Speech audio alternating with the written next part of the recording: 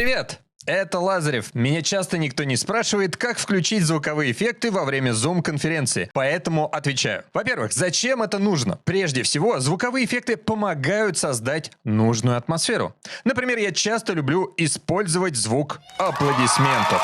Это создает атмосферу. Как раз на примере этого файла я и расскажу, как включить звук во время Zoom-конференции. Для этого нам нужно сделать два шага. Подготовить файл и включить проигрывание звука на компьютере в программе Zoom. Открываем файл в плеере QuickTime. Затем, чтобы включить звук, нам нужно нажать на демонстрацию экрана. В открывшемся окне нажимаем «Расширенные», жмем на вторую кнопку слева с надписью «Звук компьютера» и снова нажимаем демонстрацию экрана. Если вы все сделали правильно, в верхней части экрана на зеленой плашке у вас появится значок «Динамика». И теперь вы можете включить плеер. Участники услышат звук.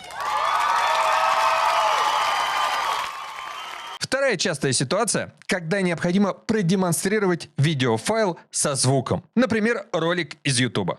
Чтобы это сделать, нажимаете «Демонстрация экрана», затем выбираете «Приложение».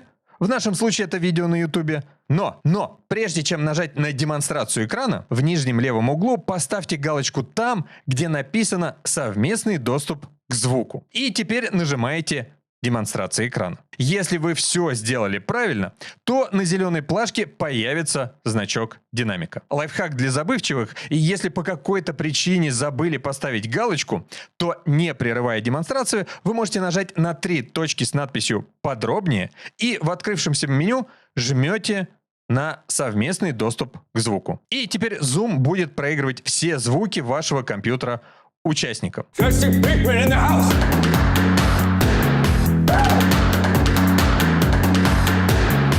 Если ваш компьютер проигрывает звуки оповещения о входящих сообщениях в мессенджерах или почте, а вы не хотите, чтобы участники слышали эти звуки, тогда заходите во вкладку «Предпочтения», затем «Демонстрация экрана», и здесь ставите галочку напротив «Отключить звук системных уведомлений при демонстрации рабочего стола». Ну, а если хотите совсем заморочиться, то при помощи такой штуки, которая называется Stream Deck, можно настроить отдельные кнопки, которые при нажатии проигрывают соответствующие звуки.